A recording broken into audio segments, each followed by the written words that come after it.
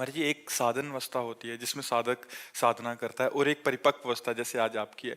But आपके जीवन में तो महाराज जी बनारस से लेके जब से निकले हैं तब से प्रतिकूलता का, भोजन नहीं मिलना, हाँ, सर्दी, सबको तो सहना। चूंकि लक्ष्य हमारा बहुत बड़ा रहा है, हमारा लक्ष्य रहा ब्रह्म प्राप्ति, भगवत प्राप्ति।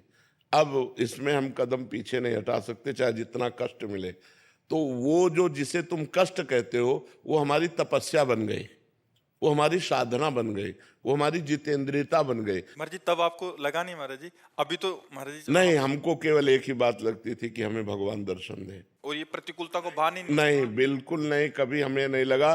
क्योंकि जैसे अब काशी में थे तो बड़े बड़े अन्न क्षेत्र खुले हुए हैं, बहुत मारवाड़ी अन्न क्षेत्र 24 घंटा चलते हैं। तो काशी तो अन्नपूर्णा की नगरी है, वहाँ कई अन्न क्षेत्र है, आप जाइए किसी भी समय जाइए, आपको भरपेट भोजन मिलेगा। लेकिन हमारा नियम था, हम घाट से छोड़कर नहीं जाएंगे, हम कभी भोजन के लिए किसी के यहाँ नहीं जाएंगे। हमारे पास जो आएगा वही पाएंगे, उसे आकाश वृत्ति कहते हैं। आकाश वृत्ति से जीवन रखा कि मुझे केवल भगवत प्राप्ति करनी है। महाराज जी जब 3 दिन भोजन ना मिला हो, वो चित्त की स्थिति महाराज जी आपके अंदर क्या चलता था? केवल रोना आता था भगवान के लिए, गंगा जल पान करके एकांत में खंडहरों में बैठ के रोना आता था, प्रभु कब मिलोगे, कब। देना और महाराज जी उसको अनुभव करना है, दोनों में अंतर है कि जो पेट एकदम भूख हाँ, से ललायत बिल्कुल हो रहा है बिल्कुल तो। नहीं, 7-7 दिन हो गए भोजन नहीं मिले। तो महाराज जी उस समय मन में क्या था कि केवल गंगा जल पीते, गंगा जल में पावर है। वो मतलब अब तो दूषण बढ़ रहा है, लेकिन गंगा जल में ऐसे पौष्टिक आहार है कि हम कभी लूज नहीं हुए, हम कभी निराश नहीं हुए। हमें एक पावर मिलता था, जैसे दूध पीने से पावर मिलता है, ऐसे गंगा जल से पावर मिलता था। और लक्ष्य था भगवान की प्राप्ति, मर चाहे जाऊं मुझे भगवान चाहिए।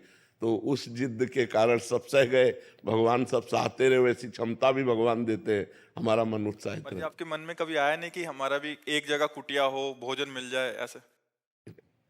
कभी हमारे मन में ऐसा नहीं आया। ये वृंदावन में व्यवस्था भगवान ने जब कर दी कि अब अखंड वृंदावन वास करना है, जब हमारी किडनी खराब हुई, ये परमात्मा की इन रूपों में परमात्मा ही तो प्यार कर रहा है। अगर हमने परमात्मा को जीवन दिया तो परमात्मा लाखों रूपों में हमें प्यार करता है।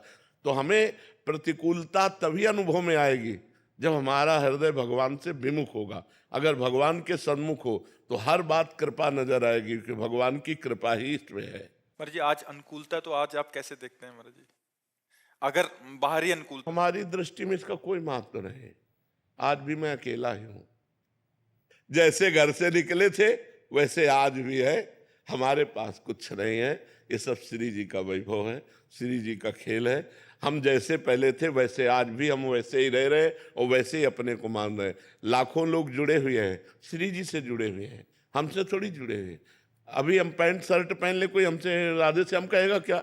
तो श्री जी का ही तो वेश है, श्री जी की शरण में है, तो वही सब श्री जी का खेल है, हमारा थोड़ी कोई खेल है। सब सुधार जो मंगलमय हो रहा वो सब भगवान की तरफ से हो रहा है, सब प्रभु की तरफ से हो रहा है। करें करावें आप सब, जने बढ़ाई दे, करते आप है।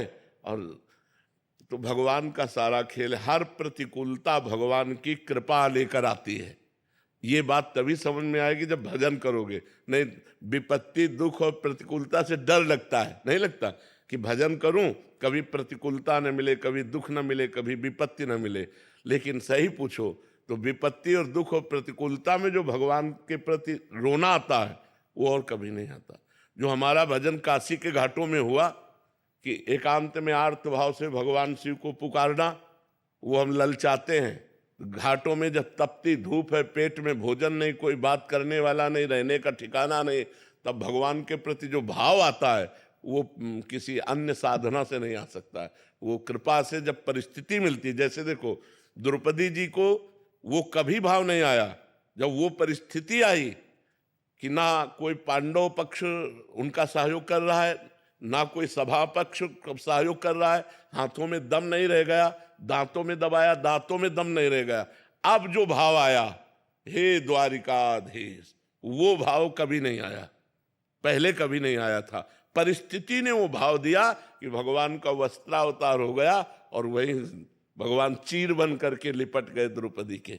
तो ये जो परिस्थिति आती है, विपत्ति दुख प्रतिकूलता, ये भगवान की कृपा का अनुभव कराने आती है। हम लोग डर जाते हैं उससे, जबकि वो कृपा होती है, हमारे पापों का नाश करके हमारे हृदय को अद्भुत आनंद प्रदान करने वाली बन जाती है।